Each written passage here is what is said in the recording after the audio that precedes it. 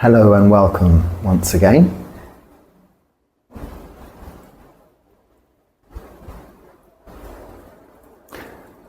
So often I say that meditation is not a doing thing. It is about doing nothing, no thing at all. Sitting, allowing the body to settle, and with time relax, allowing the mind to settle, and with time become calm. And meditation is perceived often as something that is a way towards obtaining a calm and peaceful state of mind and a relaxed body. This is the attraction. This is what brings people to meditation, and often in that order, then subsequently to Buddhism.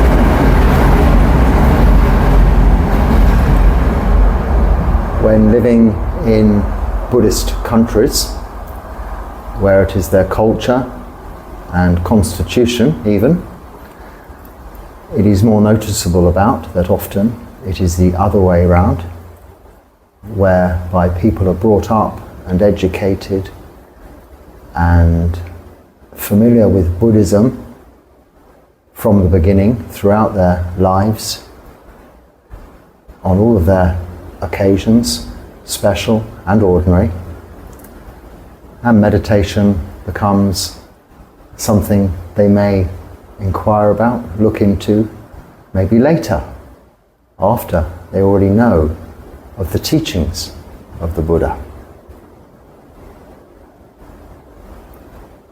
And what we learn through these teachings of the Buddha, however, is that the practice of meditation is not that. It is not an isolated practice of its own. So whether we are inquiring, asking, or trying to learn to practice anapanasati meditation, mindfulness of the breath, or asubha, contemplation of the unbeautiful aspects of existence, or the more complex nature of existence in contemplating anicca, dukkha, anatta,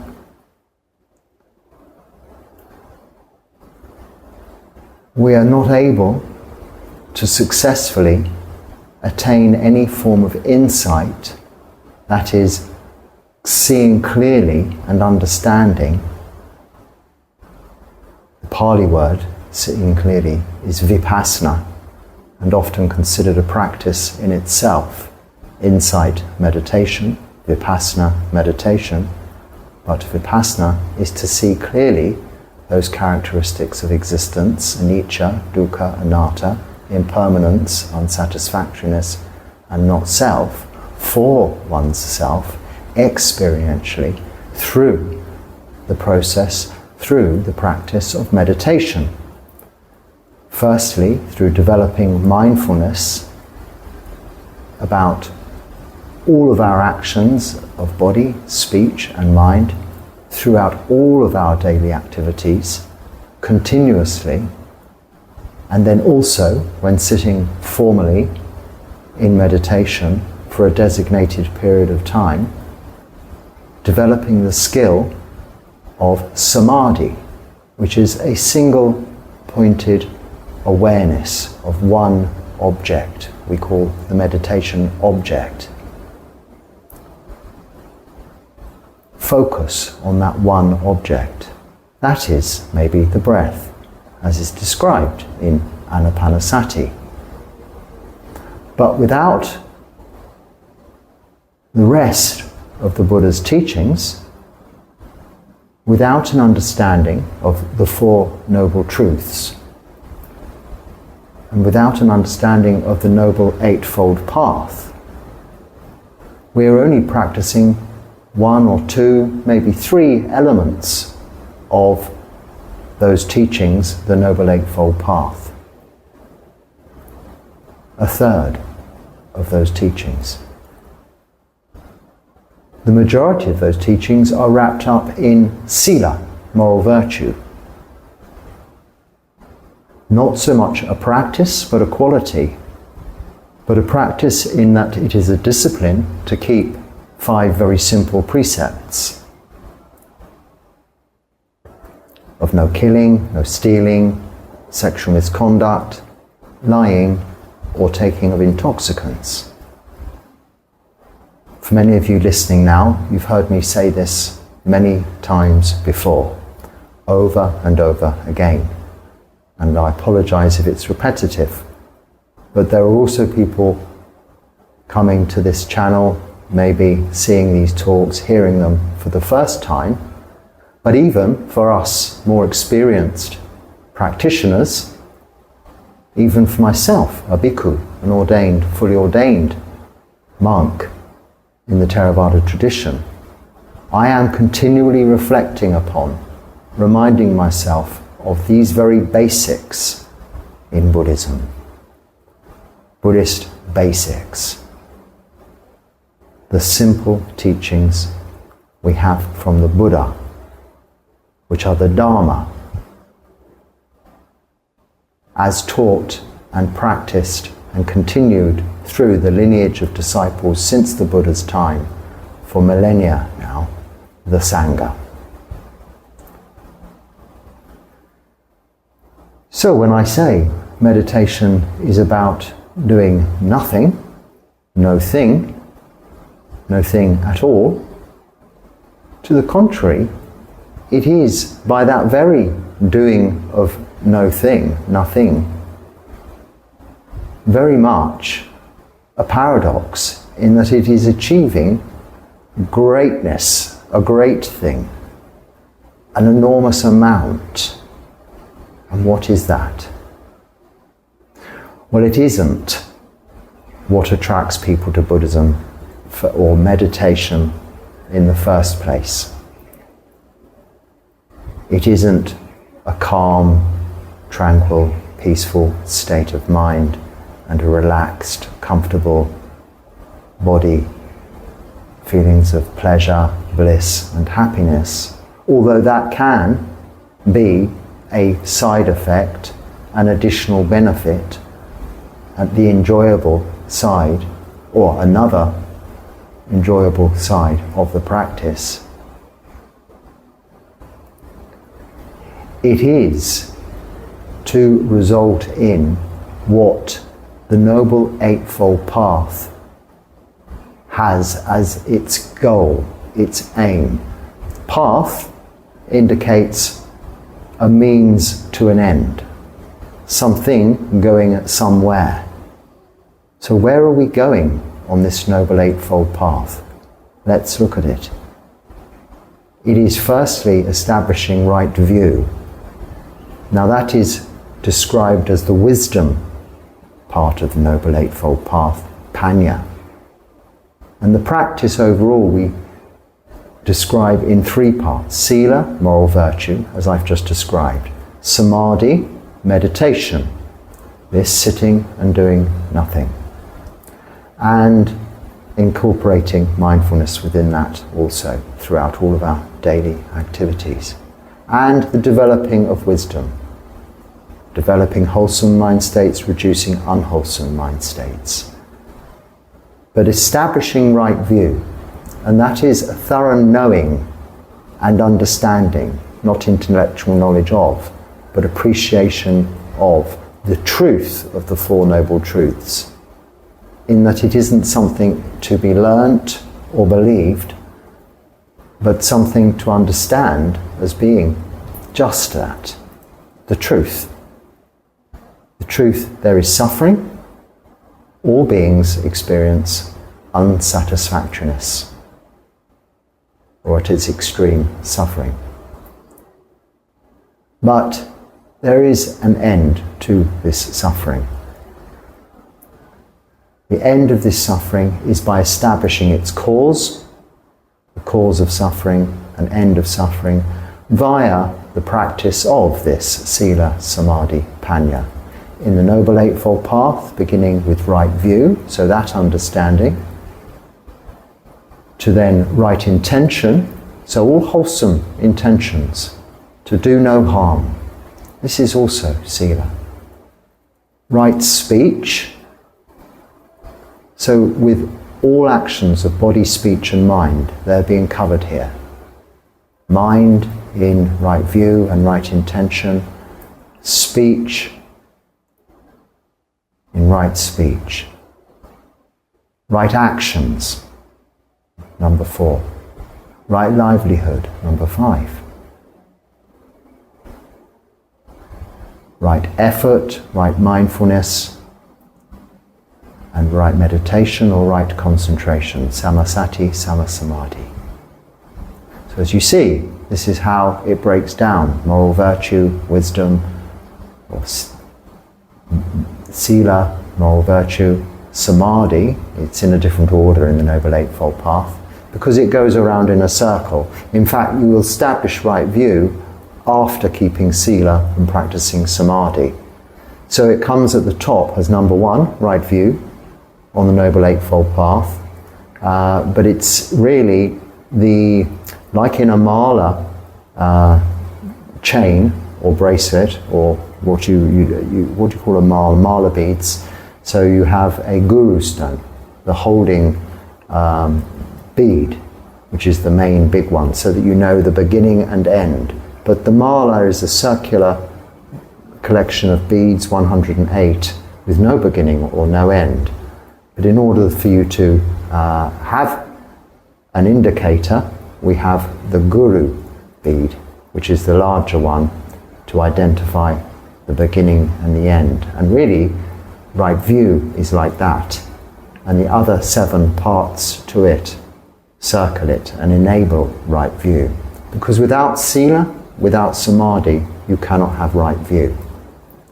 It establishes itself through the practice of keeping moral virtue and practicing meditation, develops wisdom, panya, right view.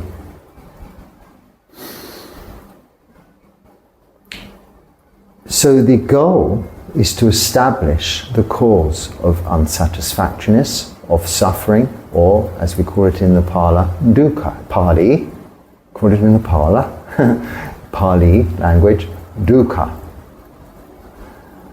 And the cause of this dukkha is desire. This doesn't mean we have to have no objectives or desires. So in an email someone said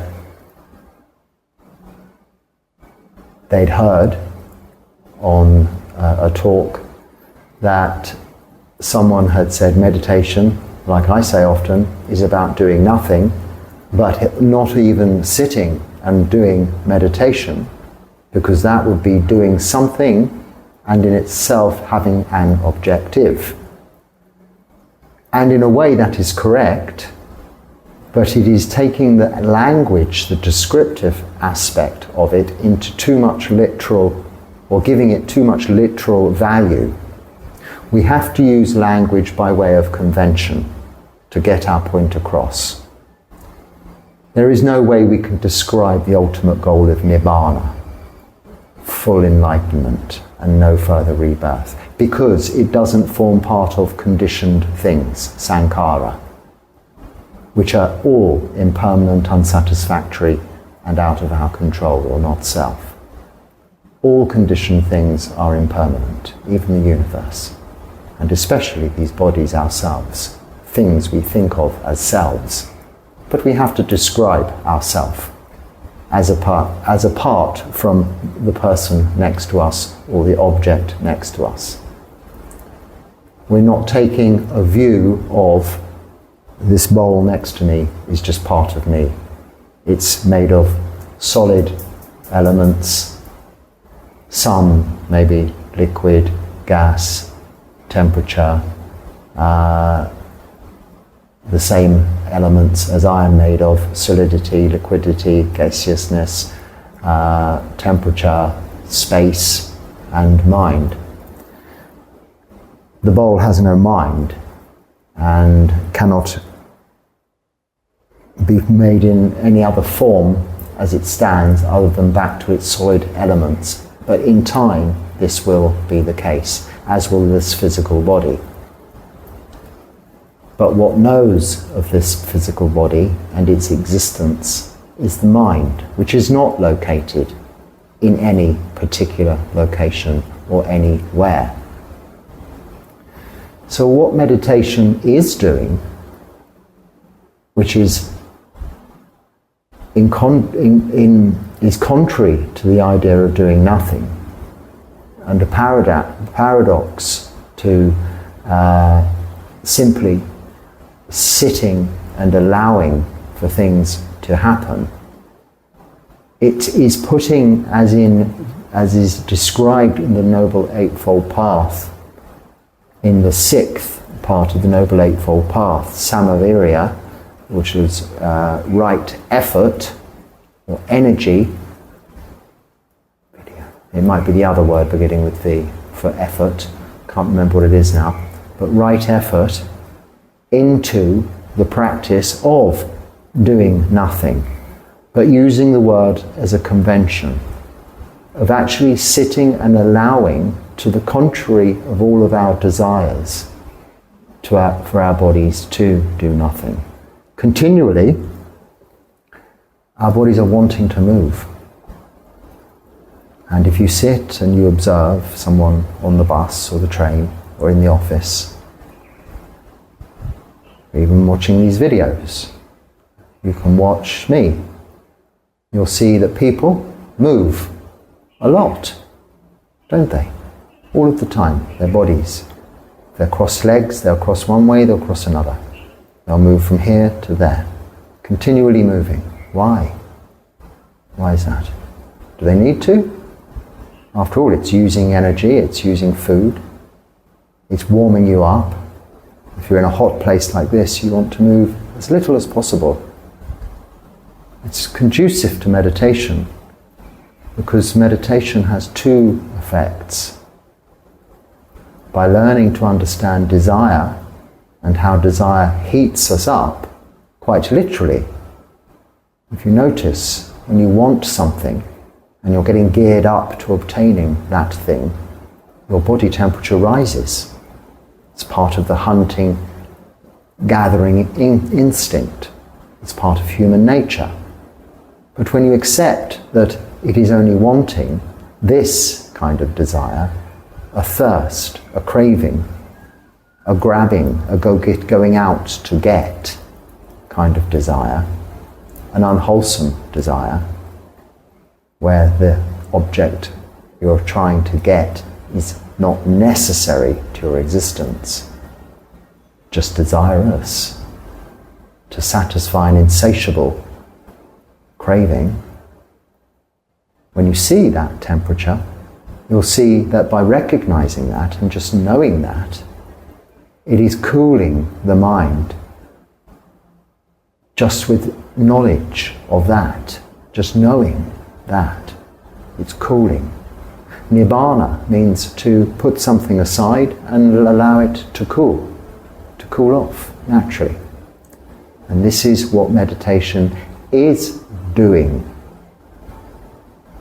Allowing your mind and your body to both literally and, what's the word? Metaphorically speaking, cool down. So physically and mentally, cool down. And doesn't that sound nice? When you're in a very hot place, it's easier to see the benefits and appreciate that side of it. If you're perhaps in a cold place with your blankets and your jumpers, You can perhaps consider it maybe as a warming, comforting, glove-like feeling. It's slightly to the contrary of the technical translation of nirvana. But remember, all this terminology, phraseology, these words I use are not important. If your mother tongue is of another language to English, then these words are not natural to you. If English is your mother tongue, then you have many more words in your mental dictionary for just one word. There's many words, a thesaurus of choice. And we must not put too much emphasis and importance on the word, but more the understanding behind the words. What's more important is what's not said than what is said very often.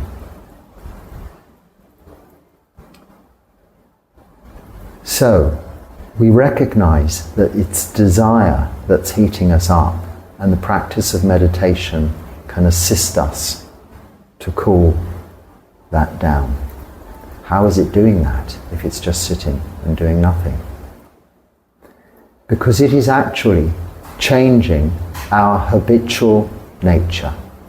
It is changing our habits. Habits of a lifetime. There are expressions like, you can't teach an old dog new tricks, and don't teach your grandmother to suck eggs. Now, if these don't mean anything to you, it doesn't matter. But what's implied is that the older a being is in their current form, whether a dog or a human being, we develop habits that are harder and harder to change. So if we're used to having a cup of tea at 3 o'clock with 2 sugars, and one day we cannot have that, there is suffering. So the way to avoid suffering is to intentionally not have that cup of tea with 2 sugars at 3 o'clock, maybe have it at 4 o'clock with 1 sugar. It seems like a silly example, but small things, little things, changes like that in our lifestyle that we call renunciation, nekama, can make a huge difference to your view, right view. That guru bead, that keystone, that link that brings the rest of the 7 factors of the Noble Eightfold Path, Sila, Samadhi, Panya, together.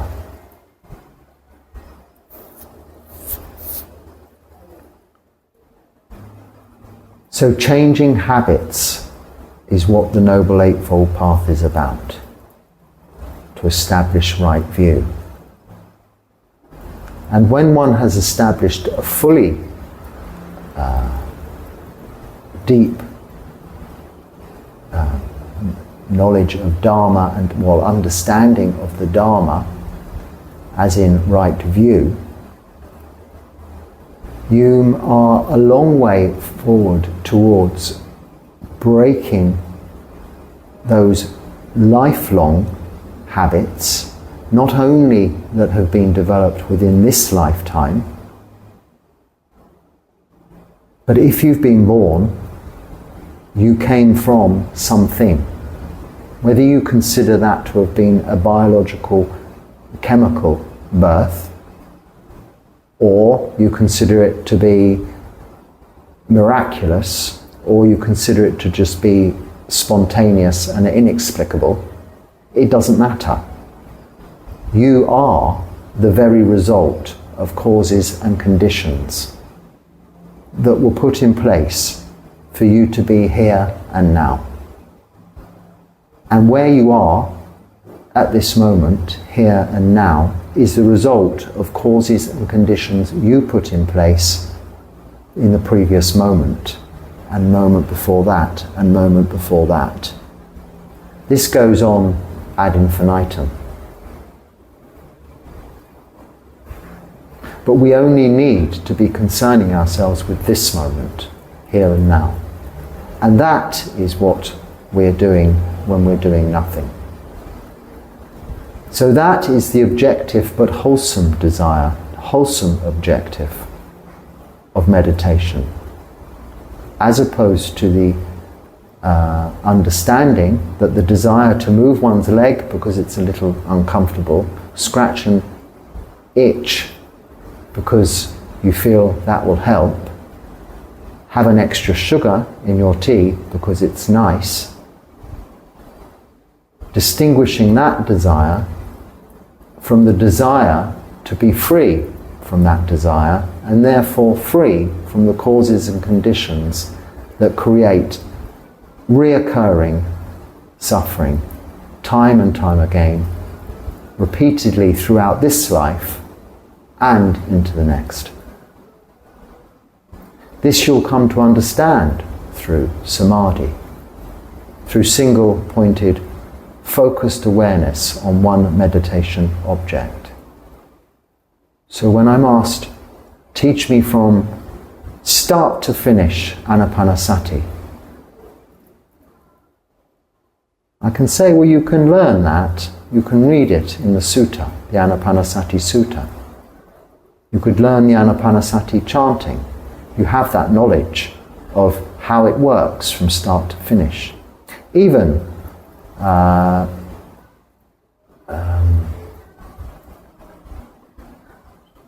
the dependent origination, 12 links of dependent origination, in the, what's it called?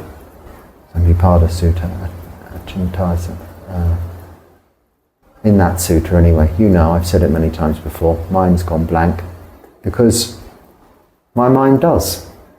It's of the nature to forget, to go blank. In fact, I like it when it goes blank. I spend most of my day encouraging my mind to go blank. And as an ordained bhikkhu, I have the opportunity from, say, 3 a.m. in the morning until 6 a.m. in the morning to just do that. Allow my mind to become blank, calm and peaceful in samadhi. And then after my meal at about 10 or 11 o'clock, I can do the same for an hour or so. And then in the afternoon, a few hours, and then in the evening, another few hours. 3, 6, 9, up to 12 hours sometimes, but 9 hours is more than enough for a monk in a monk's life. To be sitting in samadhi, developing this awareness of those very same desires that arise in you. I'm no different. I'm a human being the same. And if you're not a monk, you're living a busy life, you still can find time to do the same. It's not about the length of time you have to meditate. The idea of renunciation and becoming a monk, ordination, is to be fully supported in just that practice. But that doesn't mean you can't also establish this awareness and ultimately enlightenment in lay life too, when you know why you sit to meditate. So you can learn these suttas, the Anapanasati Sutta, the 12 links of dependent origination. You can learn the 32 parts of the body, practice Asubha meditation. But they are not isolated practices in themselves. They are meditation tools to be used alongside the whole of the Noble Eightfold Path, not in isolation. So when I'm asked to teach start to finish Anapanasati, that would just be analysing the words, the conventional terminology in my only language, English, and some translations of the Pali words, for the benefit of talking, conversation, intellectual discussion, debate, in-depth research, which is not necessary. Sit and observe the breath. That is Anapanasati. It's been written down in its most complex, detailed form and 16 steps for the benefit of us all. Because sometimes one has to use a lot of words to describe a simple thing. And when you try and describe the colour yellow, how do you do that without comparing it to something that is yellow? Well, it would be very difficult, wouldn't it? Any amount of words will not describe the colour yellow or the taste of a banana.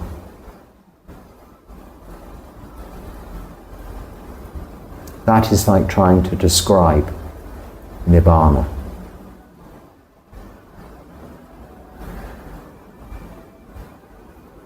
We sit and we observe the breath.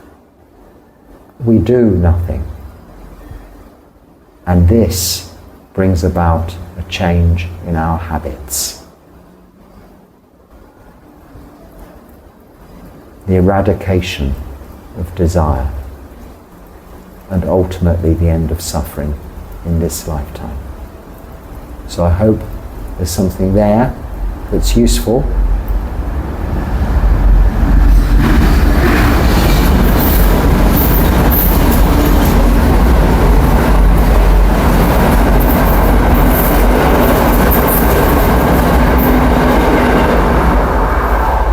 And if so, please use it. If not, you don't need to think about it any further. But please join me again, and until next time, be happy and stay well. Sukhi Hotu.